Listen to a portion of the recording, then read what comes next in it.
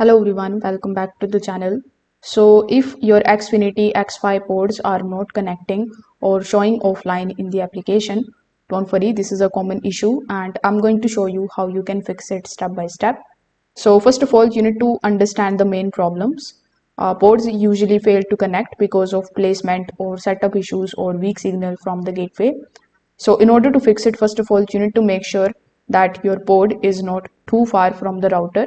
If it is, you need to place it between your gateway and the weak Wi-Fi area, not directly inside the dead zone.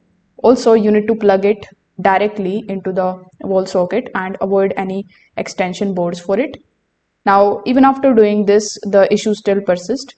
You can just simply restart everything. So this is going to fix most of the issues instantly. For that, first of all, you need to unplug your gateway modem. Afterwards, you just have to wait for 60 seconds, then simply plug it back in and left it fully restart.